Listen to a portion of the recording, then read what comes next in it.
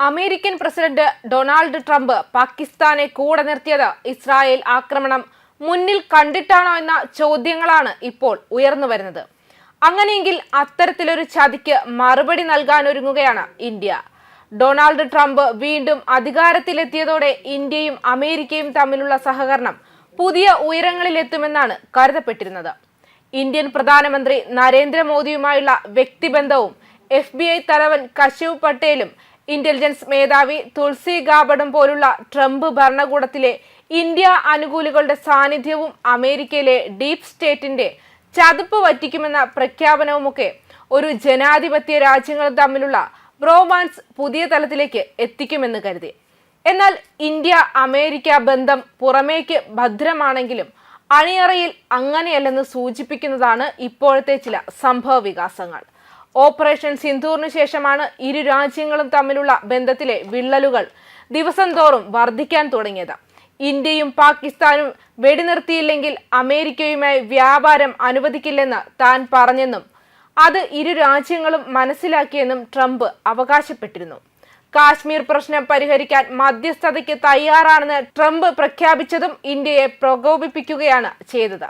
മാത്രമല്ല, ട്രംപ് ഇന്ത്യയെ പാകിസ്ഥാനുമായി സമീകരിക്കുകയും ചെയ്തതും ബന്ധത്തിലെ കല്ലുകടിക്ക് കാരണമായിട്ടുണ്ട്. പിന്നീട് സാമ്പത്തികമായും സൈനികമായും ജനാധിപത്യപരമായും തകർന്ന പാകിസ്ഥാന് നൂറുകണക്കിന് കോടി ഡോളറുകൾ അന്താരാഷ്ട്ര നാണ്യനിധിയും ലോകബാങ്കും ഏഷ്യൻ വികസന ബാങ്കും കടമായി നൽകി. ഏതാനും ദിവസങ്ങൾക്ക് മുൻപ് ഐക്യരാഷ്ട്രസഭയുടെ ഭീകരവിരുദ്ധ സമിതിയുടെ അധ്യക്ഷ സ്ഥാനത്തേക്ക് പാകിസ്ഥാനെ നിയോഗിച്ചതും ഇന്ത്യക്ക് അത്ര ദഹിക്കുന്നതായിരുന്നില്ല. ഭീകരവിരുദ്ധ പോരാട്ടത്തിൽ ഉജ്ജ്വല പങ്കാളിയാണ് പാകിസ്ഥാൻ എന്ന് അമേരിക്കൻ ജനറൽ മൈക്കൽ കുരില സെനറ്റിന് മൊഴി നൽകിയതാണ് ഏറ്റവും ഒടുവിലത്തെ സംഭവം. ഇന്ത്യയുമായി ബന്ധം നിലനിർത്തണമെങ്കിൽ പാകിസ്ഥാനുമായി ബന്ധം പാടില്ല എന്ന രീതി പറ്റില്ല എന്നും പാകിസ്ഥാനുമായുള്ള ബന്ധത്തിന്റെ ഗുണവശങ്ങളെക്കുറിച്ച് മനസ്സിലാക്കേണ്ടിയിരിക്കുന്നുവെന്നും അദ്ദേഹം പറഞ്ഞതാണ്. ഇന്ത്യക്കെതിരെ പാകിസ്ഥാൻ നടത്തുന്ന ഭീകര പ്രവർത്തനത്തിനു നേരെ ജനറൽ കണ്ണടയ്ക്കുകയാണ് ചെയ്തത്. ബിൻ ലാദനും അൽ ഖ്വയ്ദ ഉപാധ്യക്ഷൻ ഐമാൻ അൽസവാഹിരിയും പോലുള്ള എത്രയെത്ര കൊടും ഭീകരർക്കാണ് പാകിസ്ഥാൻ അഭയം നൽകിയത്.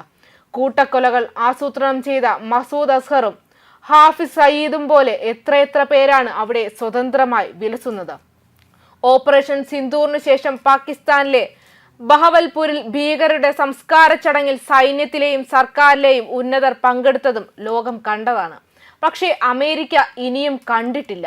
ഇന്ത്യയെ സംബന്ധിച്ചിടത്തോളം അമേരിക്കയെ സുഹൃത്ത് എന്ന നിലയിൽ വിശ്വസിക്കാനാവില്ലെന്ന് വ്യക്തമായിരിക്കുകയാണ്. അമേരിക്കയെ ശത്രുവാക്കുന്നത് ആപത്താണ്, പക്ഷേ സുഹൃത്താവുന്നത് മരണകാരണമായേക്കുമെന്ന് പണ്ടാരോ പറഞ്ഞത് വെറുതെയല്ല എന്നും സൂചിപ്പിക്കുന്നുണ്ട്. എന്നാൽ ട്രംപ് തനിക്ക് എന്ത് കിട്ടും എന്ന് മാത്രം നോക്കുന്ന ഡീൽ മേക്കറാണെന്ന് എല്ലാവർക്കും അറിയാമെന്നും ചിലർ പറയുന്നുണ്ട്.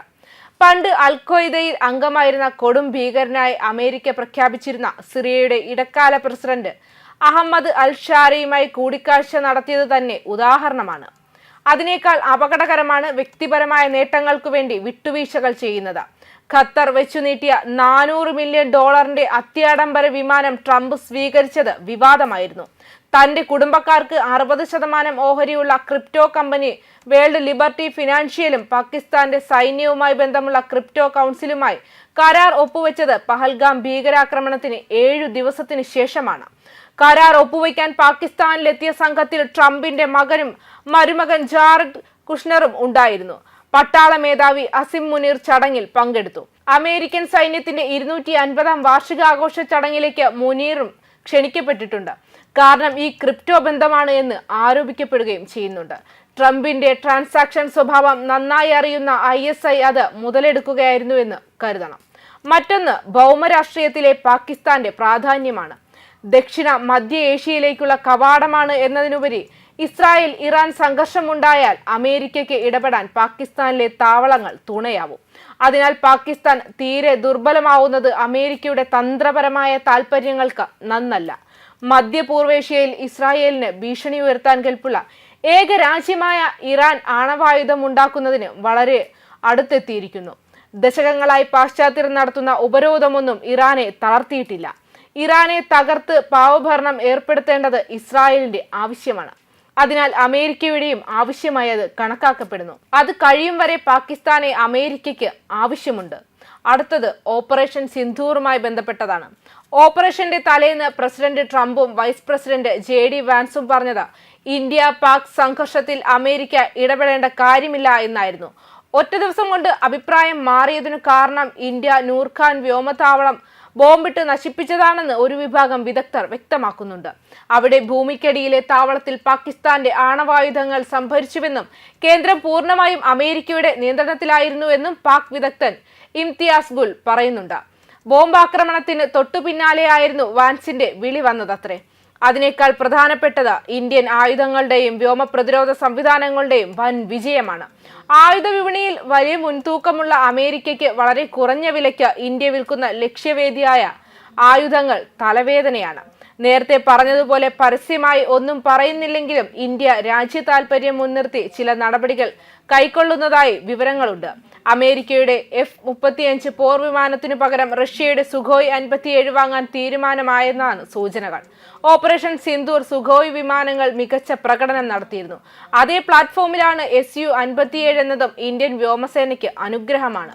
റഷ്യ ഈ വിമാനത്തിന്റെ സോഴ്സ് കോഡ് കൈമാറണമെന്ന് വാഗ്ദാനം ചെയ്യുന്നു. ഇന്ത്യയിൽ പൂർണ്ണമായി നിർമ്മിക്കുകയും ചെയ്യും. പക്ഷേ അമേരിക്കക്കാർ സോഴ്സ് കോഡ് തരുന്നതിനും ഇന്ത്യയിൽ നിർമ്മിക്കുന്നതിനും വിമുഖരാണ്. മാത്രമല്ല സുഖോയുടെ ഇരട്ട എഞ്ചിൻ ഇന്ത്യ നിർമ്മിക്കുന്ന 5ാം തലമുറ ആംക അദൃശ്യ പോർവിമാന പദ്ധതിയുമായും പൊരുത്തപ്പെടും. അതുപോലെ ആംക വികസനത്തിൽ പങ്കാളിസ്ഥാനത്ത് നിന്നും അമേരിക്കൻ കമ്പനിയായ ജനറൽ ഇലക്ട്രിക്കിനെ ഒഴിവാക്കി ഫ്രാൻസിലെ സാഫ്രാൻ, ഇംഗ്ലണ്ടിലെ റോൾസ് റോയ്സ് എന്നിവയെ തിരഞ്ഞെടുക്കാനുള്ള സാധ്യത വർദ്ധിച്ചിട്ടുണ്ട്. തേജസ് വിമാനങ്ങൾക്ക് യഥാസമയം എഞ്ചിനുകൾ നിർമ്മിച്ചു നൽകാത്തതും കിട്ടിയ F-404 എഞ്ചിന്റെ പ്രവർത്തനം തൃപ്തികരമല്ലാത്തതും പൂർണ്ണമായും സാങ്കേതിക വിദ്യ കൈമാറ്റത്തിന് കമ്പനി തയ്യാറല്ലാത്തതും കയറ്റുമതിക്ക് കടുത്ത നിയന്ത്രണമുള്ളതും ഇന്ത്യക്ക് ബുദ്ധിമുട്ടുണ്ടാക്കുന്നു. അതേസമയം സാഫ്രാനും റോൾസ് റോയ്സും പൂർണ്ണ സാങ്കേതിക വിദ്യ കൈമാറ്റവും ഭൗതിക സ്വത്ത് കൈമാറ്റവും വാഗ്ദാനം ചെയ്യുന്നുണ്ട്. ഇന്ത്യയുടെ കാവേരി എഞ്ചിൻ തയ്യാറാവും വരെ ഇതിലൊരെണ്ണമാകും ഉപയോഗിക്കുക. ഏറ്റവും പ്രധാനപ്പെട്ട തിരിച്ചടി മിക്കവാറും വ്യാപാരത്തിനുള്ള ഉഭയകക്ഷി കരാറിന്റെ കാര്യത്തിലാവും. അമേരിക്കയുടെ ഏകപക്ഷീയമായ വ്യവസ്ഥകൾക്ക് ഇന്ത്യ വഴങ്ങാനിടയില്ല. അമേരിക്ക എല്ലാ ഇറക്കുമതിക്കും 10% അധിക തീരുവ ചുമത്തിയിട്ടുണ്ട്. പക്ഷേ ഇന്ത്യ അമേരിക്ക ഉൽപ്പന്നങ്ങൾക്ക് തീരുവയെ ചുമത്താൻ പാടില്ല. പരസ്പരം ഗുണകരമായ കരാറിനാണ് ഇന്ത്യ ശ്രമിച്ചുകൊണ്ടിരിക്കുന്നത്. അതിന് ഇരുപക്ഷവും വിട്ടുവീഴ്ച ചെയ്യേണ്ടതുണ്ട്. ഉദാഹരണത്തിന് കാർഷിക പാലുൽപ്പന്ന മേഖലകൾ തുറന്നുകൊടുക്കാനും ഫാർമസ്യൂട്ടിക്കൽ വിത്തുകൾ എന്നിവയ്ക്ക് തീരുവയ്ക്ക് പുറമേയുള്ള തടസ്സങ്ങൾ നീക്കിക്കൊടുക്കാനും അമേരിക്ക ആവശ്യപ്പെടുന്നുണ്ട്. അതിനും ഇന്ത്യ വഴങ്ങാനിടയില്ല. അധിക തീരുവ കാട്ടി ആപ്പിളിനെ ഭയപ്പെടുത്താനുള്ള അമേരിക്കൻ ശ്രമം പൊളിഞ്ഞിരുന്നു. മാറുന്ന ലോക സാഹചര്യത്തിൽ ചൈനയുമായി സൗഹൃദത്തിന്റെ പാതയാണ് സ്വീകരിക്കേണ്ടത് എന്നീ ചോദ്യങ്ങൾ വരുന്നുണ്ട്. ഓരോ രാജ്യത്തിനും അതത് സമയത്ത് ഏറ്റവും ഗുണകരമായ നയമാണ് സ്വീകരിക്കേണ്ടത്. വിദേശമന്ത്രി S. ജയശങ്കർ പലപ്പോഴായി അത് വ്യക്തമാക്കിയിട്ടുള്ളതാണ്. റഷ്യ-യുക്രൈൻ യുദ്ധം നടക്കുമ്പോൾ റഷ്യൻ പെട്രോൾ വാങ്ങുന്നതിനെ വിമർശിച്ച യൂറോപ്യൻ ലേഖകനോട് അദ്ദേഹം പറഞ്ഞത് ഇപ്പോഴും പ്രസക്തമാണ്. ന്യൂസ് ഡെസ്ക് കർമ്മ ന്യൂസ്.